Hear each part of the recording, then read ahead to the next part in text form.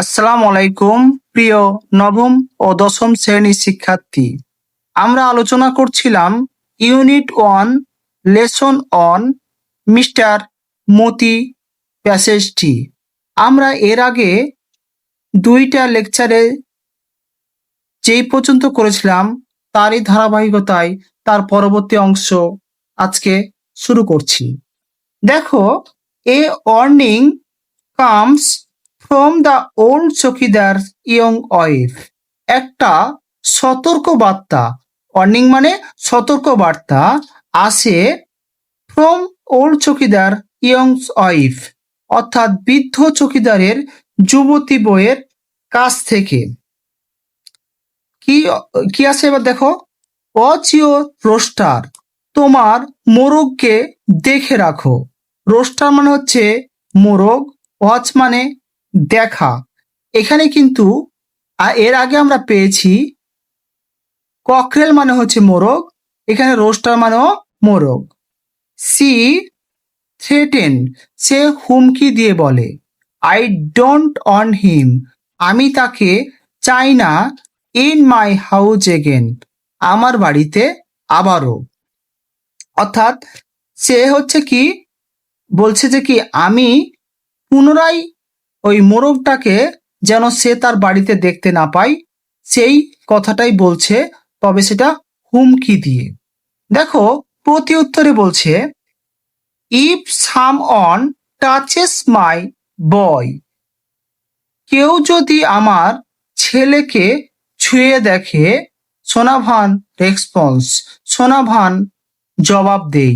They will see the consequence, তাহলে তাকে তার ফল ভোগ করতে হবে। এখানে কনসিকুয়েন্স মানে হচ্ছে ফল। ওকে, এবার দেখো, সি গ্রাউন্ডস মতি, সে মতিকে আটকে রাখে। গ্রাউন্ড মানে হচ্ছে আটকে রাখা। সে মতিকে আটকে রাখে ফর অ্যান এন্টায়ার ডে, একটা পুরো দিন। এন্টায়ার মানে পুরো বা সমগ্র দিনকে বোঝাচ্ছে। ওকে, ইট মেক্স হিম স্যাড, এতে সে দুঃখিত হয়। হি ইজ ফলডন ক্যাপটিভিটি, ফলডন মানে হচ্ছে একাকিত্ব, ক্যাপটিভিটি মানে হচ্ছে বন্দি দশা, ক্রুসিফাই হার, অর্থাৎ যে তার এই বন্দি দশা তাকে অনেক কষ্ট দেয়। অর্থাৎ ক্রুসিফাই মানে হচ্ছে কষ্ট দেওয়া। কাকে কষ্ট দেয়? এখানে সোনাভানকে কষ্ট দেয়। সি সেট হিম লুজ, সে তাকে ছেড়ে দেয়, অর্থাৎ চকিদারের বউ তাকে ছেড়ে দেয়।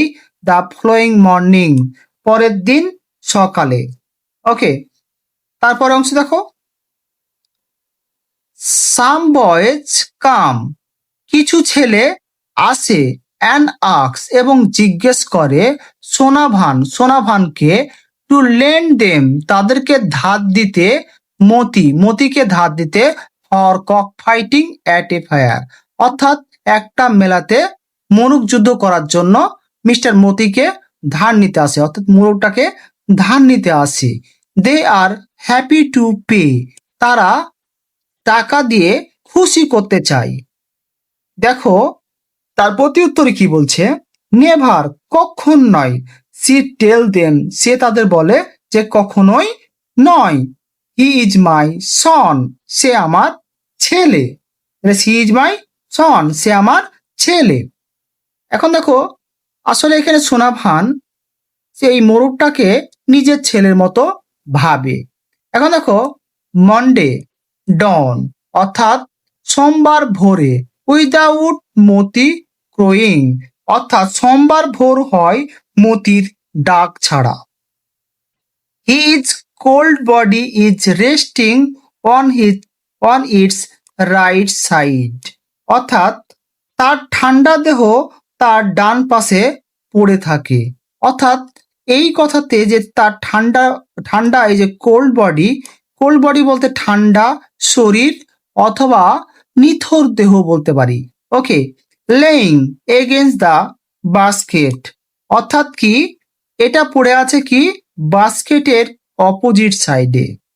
তারপর দেখো, অপোজিট বলতে অপর সাইডে। আইজ ক্লোজ, চোখ বন্ধ। হিজ কিংলি হেড ডাউন, তার রাজার মতো মাথাটা নত হয়ে আছে। এখন দেখো এজারে with Moti's basket in her lap, অর্থাৎ in her lap Sonabhan is motionless. Sonabhan গতিহীনভাবে মতির বাস্কেটটা তার কোলের ওপর নিয়ে আছে, অর্থাৎ ল্যাপ মানে হচ্ছে কোলকে বোঝায়। ওকে, সি পুটস মতি, সে মতিকে রাখে to rest beside her husband grave. এখানে গ্রেভ মানে হচ্ছে কবর, অর্থাৎ সে মতিকে তার স্বামীর কবরের পাশে রাখে। সি সাই, সে দীর্ঘশ্বাস ফেলে। Plots across the MT yard, অর্থাৎ ভারী পা ফেলে ফাঁকা উঠান পার হয়। স্টেপ ইনটু অ্যান এমটি বারান্দা, অর্থাৎ খালি বারান্দায় ওঠে।